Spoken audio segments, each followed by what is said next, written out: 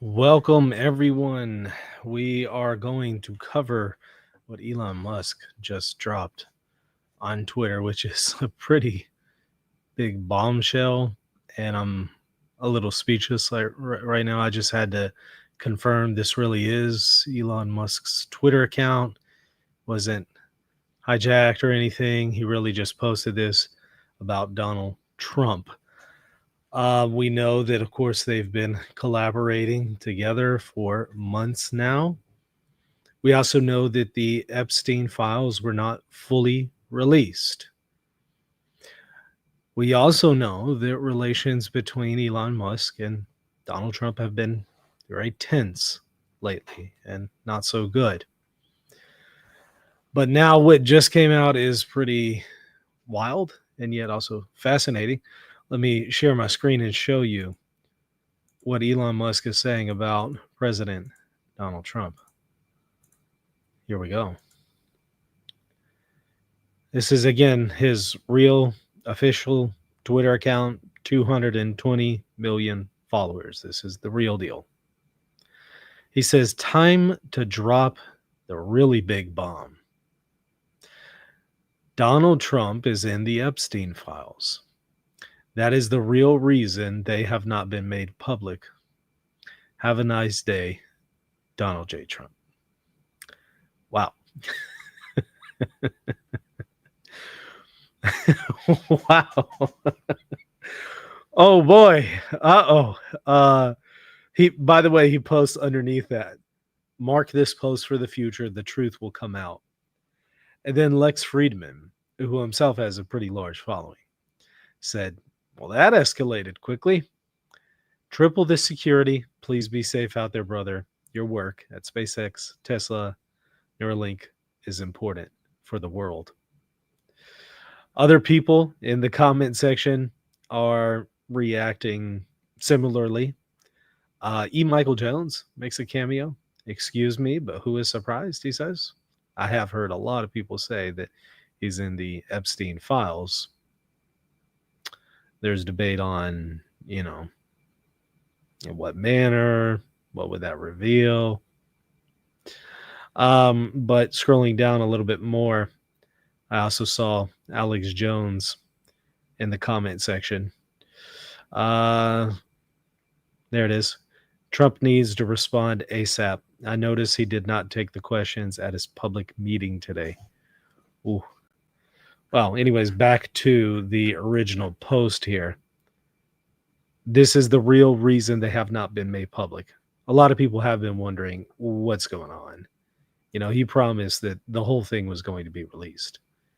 And a while back, they released some, I guess, redacted versions, incomplete versions of the Epstein files. And it really didn't say anything. It didn't tell us what we needed to know. And that is pretty conspicuous. And especially for somebody who was running on a platform of transparency and getting rid of all the bad stuff that's going on Capitol Hill.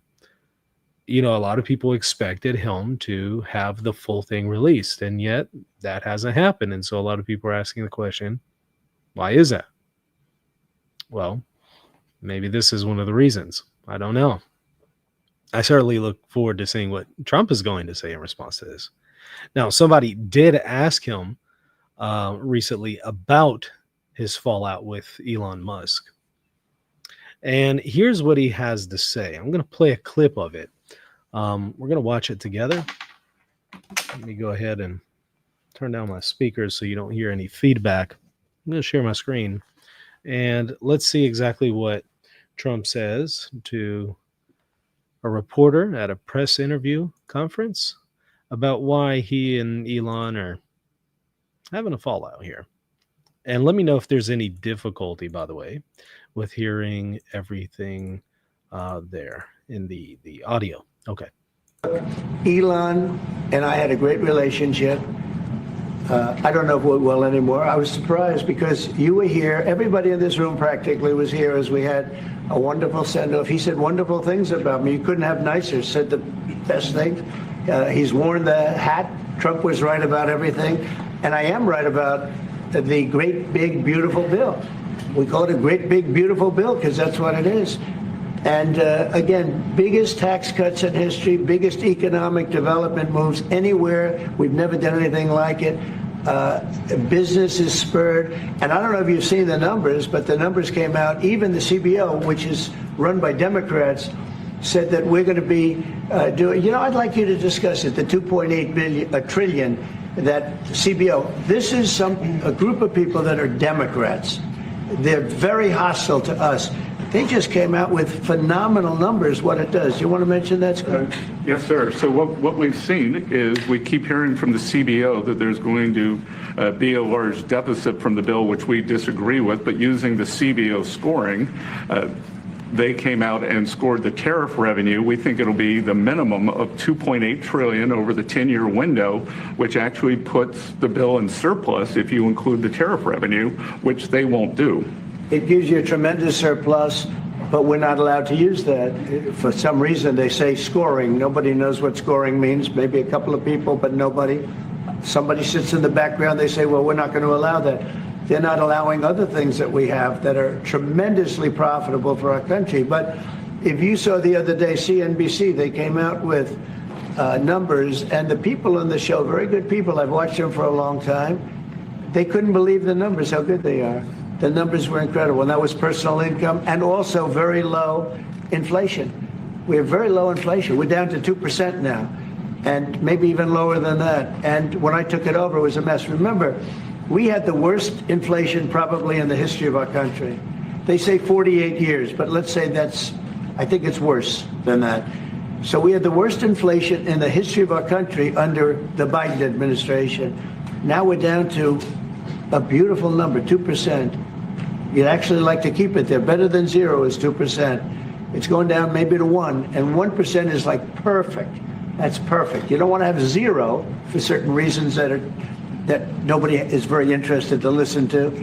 But we have almost perfect inflation. Grocery prices are down. Everything. Remember eggs? We weren't going to buy another egg for the next 20 years. They were so expensive, right? Remember? You guys all hit me about eggs. Eggs have come down 400%. Everybody has eggs now. They're having eggs for breakfast again. But if you look at gasoline, very important. I think always the most important because it's the energy is the biggest factor. That's what happened. He screwed up our energy policy, and everything went up because energy went up. But now energy is way down, and they have states where you're at $1.98 a gallon for gasoline. So the costs have come way down, and one of the things I ran on was that. I ran on the border. We have the best border in the history of our country, 99.99%. It was last week, 3 people came in, 2 of them for medical reasons. We let them in because one of them had a heart attack. I think it was a nice thing to do, and one of them had something else. So we've never I had very good numbers for 4 years, but we really topped it. And I want to thank Christie and Tom Homan. They've done a fantastic job. But nobody mentions that anymore. Remember, a few months ago, the border was a total disaster. People were coming in by the hundreds of thousands of people a day, a week, a month. I mean, we had a month, 2 million people came in 1 month. The border was being overrun, and a lot of bad people, criminals, murderers, drug dealers. We had some of the worst people in the world coming in from all over the world. It's totally closed. And you know what? People are coming into our country, but they're coming in legally. So we've done a great job. Elon knew that. Elon endorsed me very strongly. He actually went up and campaigned for me. I think I would have won. Susie would say I would have won Pennsylvania easily anyway, even if the governor ran, the real governor, not the governor from Minnesota, he's a sick puppy, that guy. That poor guy, I feel sorry for him. But they made a bad choice with him. But if you pick Shapiro or anybody else, I spoke to him recently about his house being set on fire, which was terrible. But if they picked him, I would have won Pennsylvania. I won it by a lot. But I'm very disappointed because Elon knew the inner workings of this bill better than almost anybody sitting here, better than you people. He knew everything about it. He had no problem with it. All of a sudden, he had a problem. And he only developed the problem when he found out that we're going to have to cut the EV mandate, because that's billions and billions of dollars. And it really is unfair. We want to have cars of all types. Electric, we want to have electric, but we want to have a gasoline combustion. We want to have different. We want to have hybrids. We want to have all. We want to be able to sell everything. And Trump has, of course, held this position from day one. I'm sure Musk knew that. And John B in the chat is saying Musk is losing $38 billion in EV subsidies. He's not happy. Yeah, that seems like what Trump is saying the source of the problem is.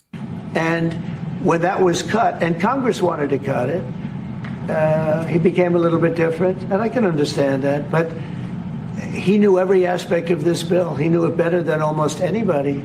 And he never had a problem until right after he left. And if you saw the statements he made about me, which I'm sure you can get very easily, it's very fresh on tape. He said the most beautiful things about me. And he hasn't said bad about me personally, but I'm sure that'll be next. But I'm very disappointed. He said, I'm sure that will be next. Well, yeah, that literally just happened. Seems Trump was right about that, or he already knew something was coming down the pipe. And Elon, I've helped Elon a lot. Mr. President, did he? I just want to clarify. Did he raise any of these concerns with you privately before he raised them publicly? And this is the guy you put in charge of cutting spending. Should people not take him seriously about spending now? Are you saying this is all sour grapes? No, he worked hard and he did a good job. And I'll be honest, I think he misses the place. I think he got out there and all of a sudden he wasn't in this beautiful Oval Office, and he's got nice offices too. But there's something about this. When I was telling the chancellor, this is where it is. People come in here, even from Germany. They come in and they walk into the Oval Office, and it's just a special place. It's, World War I, it started and it ended here, and World War II, and so many other things. Everything big comes right from this beautiful space. It's now much more beautiful than it was 6 months ago. A lot of good things are happening in this room. And I'll tell you, he's not the first. People leave my administration and they love us. And then at some point they miss it so badly. And some of them embrace it and some of them actually become hostile.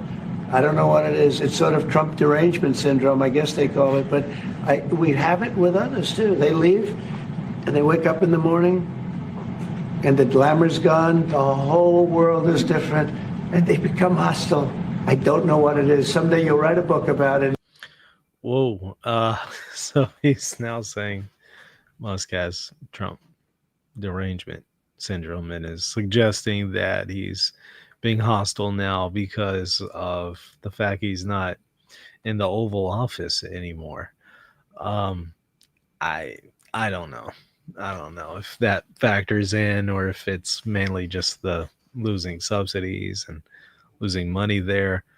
But this is absolutely wild for those of y'all just now tuning in. Elon Musk posted on Twitter just a few hours ago, 6 hours ago, already 111 million views. He posted, "Time to drop the really big bomb. Donald Trump is in the Epstein files. That's the real reason they have not been made public. Have a nice day, DGT or DJT, Donald J. Trump." Whoa. Again, Lex Friedman nailed it when he said that escalated quickly. Yeah, certainly. I'm going to be looking forward to seeing what Trump has to say in response to this. This is kind of extreme to say this and to go that far, because obviously he's saying if he's in the Epstein files, it's because of, participating in what was going on. And that's why Donald J. Trump hasn't made the information public. I really hope that he can back that up. I don't know if there's going to be a defamation lawsuit or something like that. Hopefully he actually knows what he's talking about and isn't just speculating here. Lex Friedman is suggesting that he needs to trip with security. He says, "Be safe out there, brother." What do y'all think? Do you think that he's safe, or do you think this is going to put him in harm's way? And do you think that this is true? You think he's on the Epstein files, and maybe that's why he hasn't released them in full? I also want to make y'all aware of something else I just created today. Um, I put a link to it there in the show notes.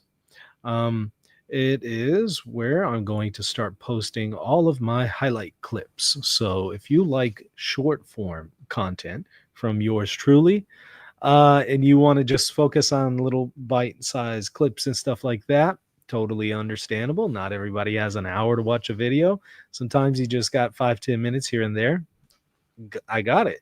So what I'm going to do is continue to make highlight clips, but I'm going to start posting them instead of on this channel, Reason and Theology. I created a new channel, Reason and Theology Clips. So go ahead and subscribe to it. I got a link to it already in the show notes.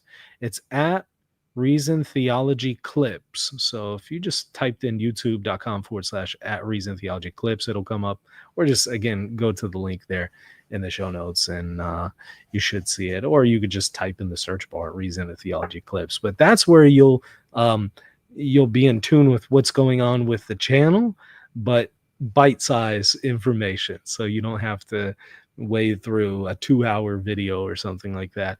I'll give you nice bite-sized snippets there. So if you're wondering why highlight clips are no longer coming up on Reason and Theology channel, that's why I have a separate channel for them. So go ahead, subscribe right now. I would really appreciate your support there. Okay, anyways, I wanted to sneak this one in as a Reason and Reality segment where we talk about current events in the world and politics and stuff like that. Going to make it a playlist, Reason and Reality. And what I'm going to do is when there's enough traction, enough people watching this playlist, then I'm going to create its own channel. So if you like my commentary on politics and current events and stuff like that, there will be a separate channel for that. Reason and Theology will be theological stuff, catechesis, all that good stuff. But right now I'm going to create it as a playlist, and we'll see if we move it over to a separate channel soon. So anyways, wanted to make y'all aware of that and the new playlist. So that's going to do it. Everybody hit that like button, hit the subscribe button, and go and check out the Reason and Theology Clips channel and hit the sub button there too. See you later.